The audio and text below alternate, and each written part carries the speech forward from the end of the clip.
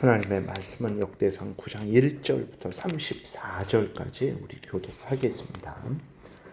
온 이스라엘이 그 계보대로 계수되어 그들은 이스라엘 왕조실록에 기록되니라. 유다가 범죄함으로 말미암아 바벨론으로 사로잡혀 갔더니 그들의 땅 안에 있는 성읍에 처음으로 거주한 이스라엘 사람들은 제사장들과 레위 사람들과 느디님 사람들이다. 유다 자손과 베냐민 자손과 에브라임 므낫세 자손 중에서 예루살렘에 거주한 자는 유다의 아들 베레스 자손 중에 우대이니 그는 암미우스의 아들이요 오므리의 손자요 이므리의 증손이요 바니의 현손이며 실로 사람 중에서는 맏아들 아사야와 그의 아들들이요 세라 자손 중에서는 여우엘과 그 형제 690명이요 베냐민 자손 중에서는 하스누아의 증손 호다위야의 손자 무슬람의 아들 살루요 여로함의 아들 이브느야와 미그리의 손자 우시의 아들 엘라요 이브니야의 증손 르우엘의 손자 스바다의 아들 무슬람이요 또 그의 형제들이라. 그들의 계보대로 계수하면 956명이니 다 종족의 가문의 우두머리들이더라. 제사장 중에서는 여다야와 요야립과 야긴과 하나님의 성전을 맡은 자 아사랴이니 그는 힐기야의 아들이요 무슬람의 손자요 사독의 증손이요 무라요의 현손이요 아이두의 5대 손이며 또 아다야이니 그는 여로함의 아들이요 바술의 손자요 말기야의 증손이며 또 마아세야이니 그는 아디엘의 아들이요 아세랴의 손자요 무슬람의 증손이요 무실레밋의 현손이요 임멜의 5대 손이며 또 그의 형제들이니 종족의 가문의 우두머리라. 하나님의 성전의 임무를 수행할 힘있는 자는 모두 1760명이더라.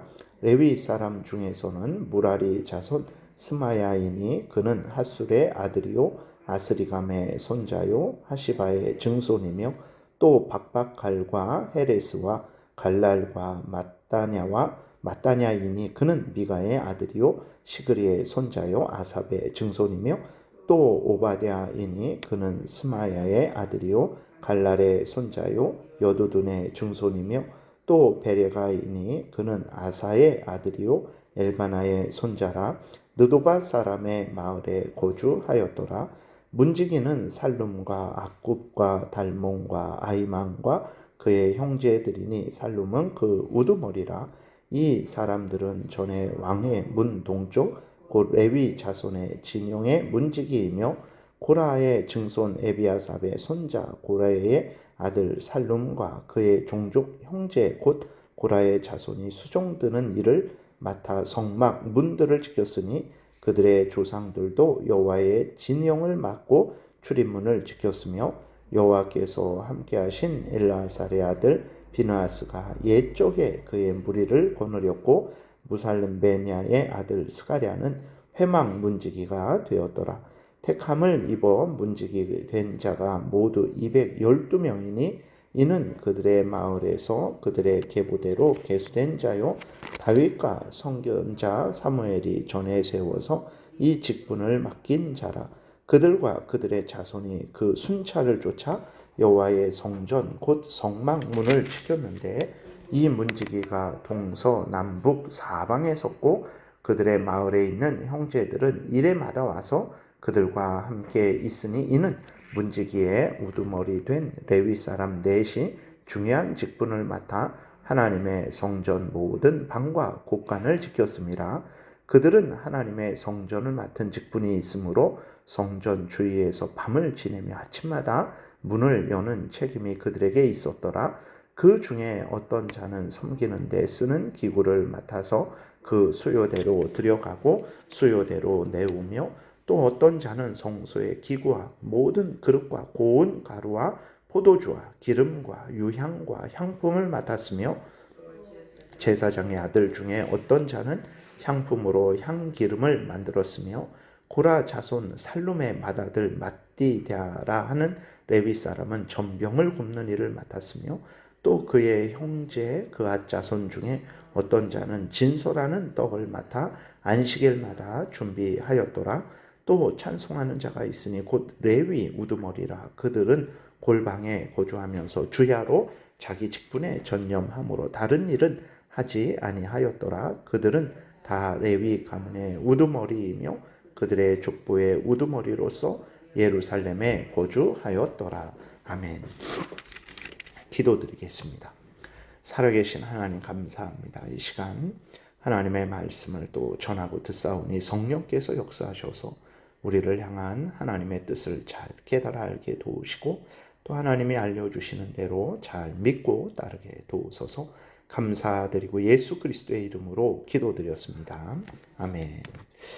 예, 오늘 본문은 이제 그 역대상 1장부터 시작된 족보가 마무리되는 부분입니다. 그래서 9장에 나온 오늘 본문에 나온 족보는 이제 그 전에는 포로 전에 이스라엘 족보에 대해서 기록을 한 것이고 9장 오늘 본문에 나오는 족보는 바벨론 포로로 끌려갔다가 70년 만에 다시 돌아온 그 사람들에 대한 족보를 기록하고 있는 것입니다. 그러니까 하나님이 이 1절에 이렇게 보게 되면 온 이스라엘이 그 계보대로 계수되어 그들은 이스라엘 왕조실록에 기록되니라 라고 이렇게 기록이 되어 있는데, 그러니까 1장부터 8장에 나오는 그 모든 족보가 그 이스라엘 왕조실록에 다 기록이 되어 있다라는 거예요. 그러니까 국가에서도요, 국민이 누군지 다 그러한 주민들의 등록이 다 되어 있습니다. 그래서 우리들이 다 주민등록을 받잖아요. 그러니까 세상에서도 그 나라의 백성을 아주 분명하고 정확하게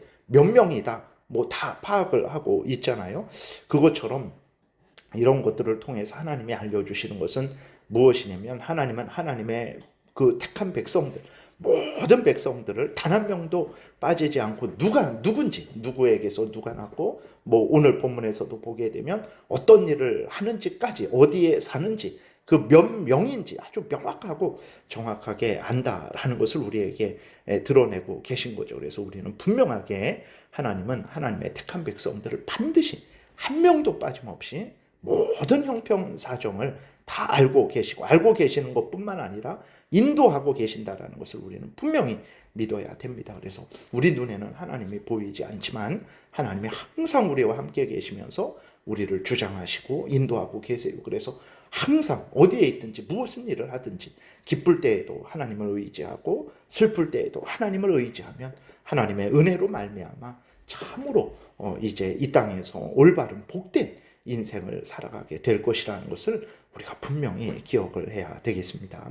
그리고 또 하나는 이제 그 9장 1절에 다시 보면 그 중간부터 보게 되면 유다가 범죄함으로 말미암아 바벨론으로 사로잡혀 갔다 이렇게 기록이 되어 있어요. 그러니까 북쪽 이스라엘이 멸망을 했죠. 그 다음에 남쪽 유다가 바벨론에 의해 멸망하고 남쪽 유다 사람들이 포로로 바벨론에 끌려갔어요. 그래서 70년 만에 다시 이렇게 돌아오게 됐는데 이 모든 일들, 북쪽 이스라엘이 멸망한 것, 남쪽 유다가 바벨론에 멸망하고 포로로 끌려갔다 오게 된 이 모든 일들은 왜 그러냐? 하나님이 괜히 이유 없이 그런 것이냐? 그러지 않고 유다 백성들이 범죄했기 때문에 이스라엘 백성들이 범죄했기 때문에 그렇게 된 것이다 라는 것을 하나님이 분명하게 이제 알려주고 계신 거죠. 그래서 하나님은 의로우신 분입니다. 괜히 죄 없는데 뭐 북한의 김정은 같이 좋다가 갑자기 기분 나빠지니까 사람을 죽이고 그런 분이 절대로 아닙니다. 하나님은 의로우신 분이라서 선을 행한 자에게 상을 주시는 분이고 악을 행한 자에게 벌을 주시는 분이라는 것을 우리가 명심을 해야 되는 것입니다. 두 번째로는 이렇게 범죄한다라는 것이 이렇게 무서운 결과를 초래한다라는 것을 우리는 분명히 기억을 해야 됩니다. 우리들이 지금 이 땅에서 병들죠. 나이가 들면 힘이 약해지죠. 지혜도 어리석어지고 능력도 이제 점점 약해져서 무능해지죠. 그리고 결국은 또 우리가 죽는단 말이에요. 사고를 당해서 죽기도 하고 질병이 걸려서 죽기도 하고 아니면 가만히 이렇게 나이가 들어서 죽기도 합니다. 이 모든 일들이 왜 일어났느냐? 우리가 이 땅에서 슬프고 괴롭고 고통스러운 일들을 수없이 경험을 하게 되죠. 그럼 왜 인생을 살아가는데 이런 일들이 있냐? 그랬을 때 이 시작은 왜 그렇습니까? 돈이 없어서 그런 것이 아닙니다. 그 방식은 돈이 없는데 왜 슬프고 힘들어야 됩니까? 힘이 없는데 왜 그 슬프고 힘들어야 됩니까? 그것은 방식이에요. 그런 방법으로 우리에게 이제 고난과 어려움과 슬픔이 나타나는 것이고, 그 근원적인 문제는 아담이 범죄에서 그랬습니다. 우리들의 인생도 마찬가지예요. 죄로 인해서 우리 인생이 뒤죽박죽이 되고 혼란하게 되고 어지럽게 되고, 그 죄로 인해서 스스로 고통을 당하는 것이고, 그 죄 가운데 사탄 마귀가 역사에서 우리 인생이 더욱더욱 복잡하고 번거로운 인생이 되는 것이고, 또 그 죄를 짓는 것에 대해서 하나님이 형벌하시기 때문에 또 우리 인생이 이렇게 힘들고 어렵다라는 것을 우리는 분명히 기억을 해야 되는 것입니다. 그래서 정말 그 근본적인 어떤, 물론 하나님이 죄 형벌을 재앙을 주실 때 꼭 죄 때문에만 주시지는 않아요. 죄 때문에 주십니다. 그 다음에 두 번째로는 우리로 하여금 훈련시키기 위해서, 더 연단시키기 위해서, 강하고 성숙한 성도로 만드시기 위해서 재앙을 주세요. 그래서 어려움을 겪어봐야 좀 성숙해지잖아요. 그 다음에 우리로 하여금 자꾸 이 세상에 마음을 빼앗길까봐 하나님께서 우리를 계속 흔들어 깨우시는 거죠. 이 세상에 빠지지 않도록 어려움도 주고 고난도 주고, 그래서 하나님을 바라보게 의지하게 하려고 고난도 주세요. 그리고 어려움을 당해봐야 다른 사람을 이해합니다. 다른 사람도 이렇게 어렵고 힘들었겠구나 라고 하면서 다른 사람을 이해하고 다른 사람을 좀 사랑하고 위로하고 격려하게 되는 거죠. 그러니까 여러 가지 이유 때문에 하나님께서 재앙을 주세요. 근데 중요한 것은 무엇이냐면 어쨌든 그 이 땅의 슬픔과 괴로움과 고통과 눈물이, 죽음이 있게 된 것은 죄 때문이다. 이것을 우리가 늘 잊지 말아야 되는 것입니다. 그래서 이 문제를 해결해야 근본적인 해결이 되는 거예요. 그래서 이 문제를 이 땅에서 해결하게 되면 그것은 오직 예수 그리스도를 믿음으로만 되는 거죠. 그래서 내 죄를 용서받게 되는 거예요. 그러면 내가 당하는 재앙도 어려움도 복이 됩니다. 예수 믿기 전에는 그 재앙과 어려움은 지옥 형벌을 먼저 맛보는 거예요. 그러나 예수 믿은 이후에 그 재앙과 어려움은 말씀드렸듯이 하나님의 징계의 도구죠. 그러니까 우리를 연단시키는 도구요, 우리로 하나님만 바라보게, 천국만 바라보게 하는 도구요, 이웃을 사랑하게 하는 도구요, 우리로 하여금 죄를 회개하게 하는 도구로, 선한 도구로 사용이 되게 되는 거예요. 그러니까 어려움과 고통이지만, 그것은 나쁜 것이지만 하나님이 그것을 우리에게 선한 도구로 사용을 하시는 거예요. 그래서 어려움과 그러한 재앙들이 우리에게 유익이 되는 거죠. 그렇기 때문에 정말 이러한 어려움과 재앙을 진정으로 해결하고자 한다면 예수 그리스도를 믿음으로 말미암은 것이라는 것을 우리가 늘 기억을 해야 되는 것입니다. 그래서 항상 우리가 더욱 하나님을 가까이 하고 의지하는 그러한 삶을 살아야 되는 것입니다.